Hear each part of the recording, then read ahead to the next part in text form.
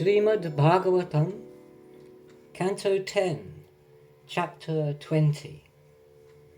Sri Shuka said, "The cowherds to their womenfolk relate their most amazing deeds, reiterate how they were saved from the conflagration, how Pralamba also to death was done.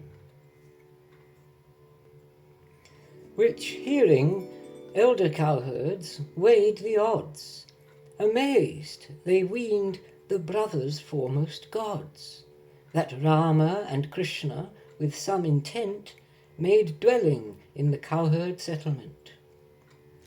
And now the rainy season did appear, affording sustenance, bringing good cheer. The accumulation of clouds drew nigh, and thunder rumbled, lightning lit the sky. Thick laden clouds involve the firmament, the thunder forky lightning flashes sent, e'en as the attributes Brahman enshrouds, the sky is concealed by dense gloomy clouds. 8 months Parjanya did earth's moisture drain, and the wealth of the waters did retain, which by his own rays gathered and increased. Now in due season the waters released.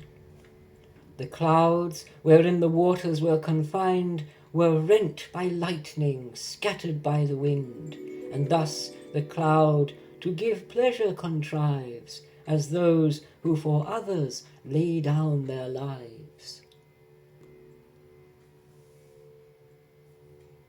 The earth was emaciate by scorching pain, but now the God propitious sent the rain, as those who penance do in the pursuit of desire attain the wished-for fruit.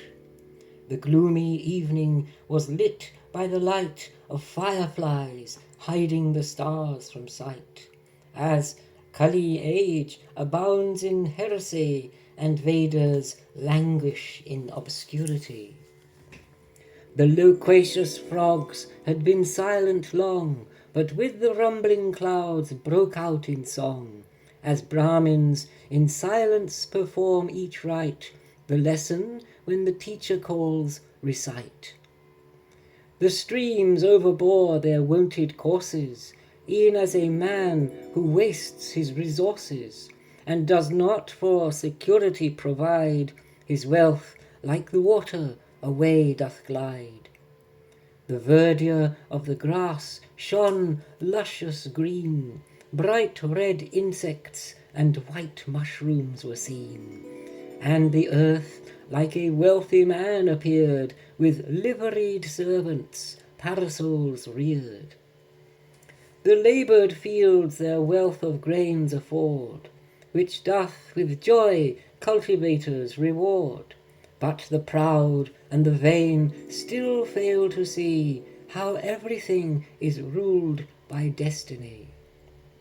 The water and the land dwellers were pleased that now abundance of water increased, and showed new lustre and fairest beauty as those who render service to Hari. The rivers disembogue into the sea, by wind and waves driven relentlessly, e'en as a yogin's mind in turbulence of desire is drawn to indulgence. The mountains, by the beating rains assailed, in their weight and preponderance prevailed, as those who to contemplation adhere of adhokshaja are relieved of fear.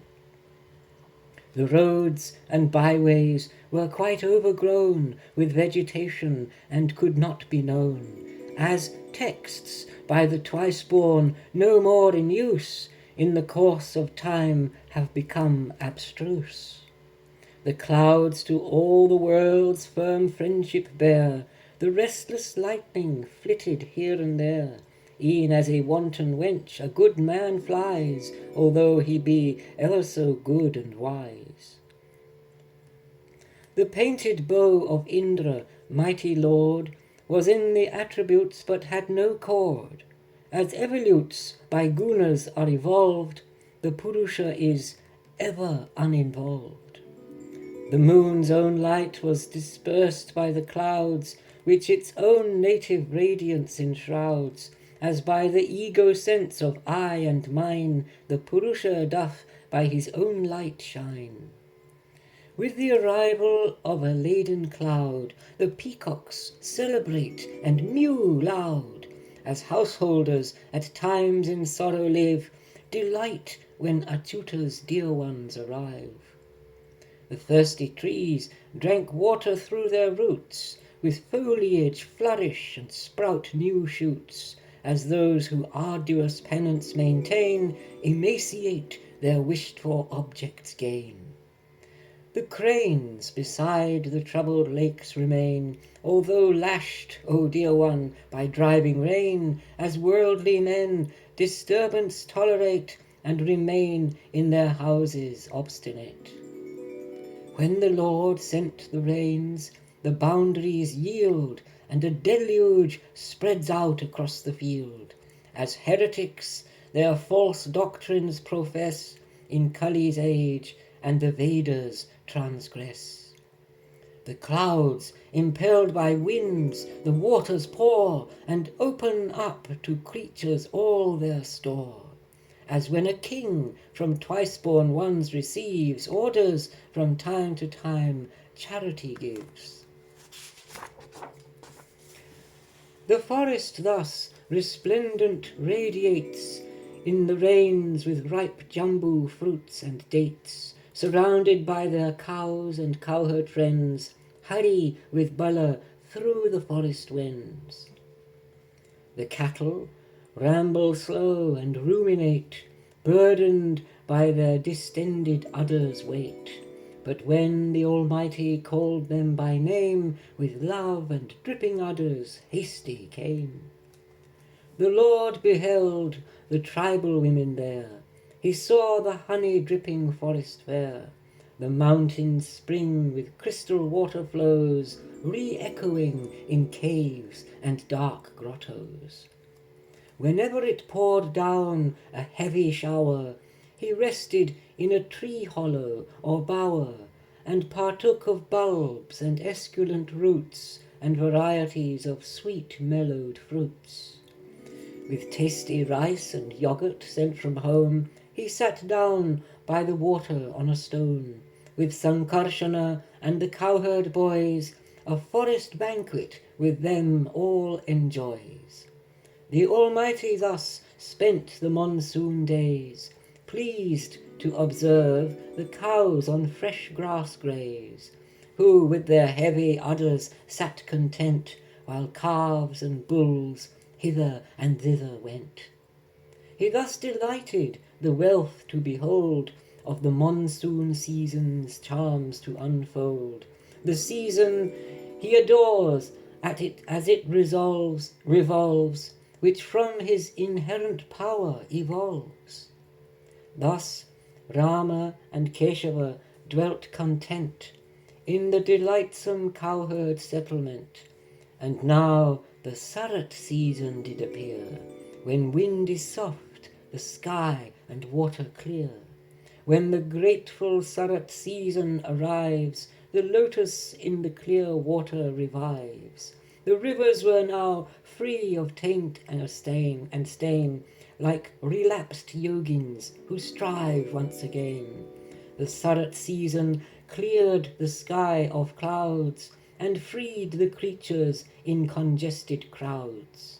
The muddy ground was dried, and the debris was cleared, as orders of society are blessed by the love of Krishna Hari.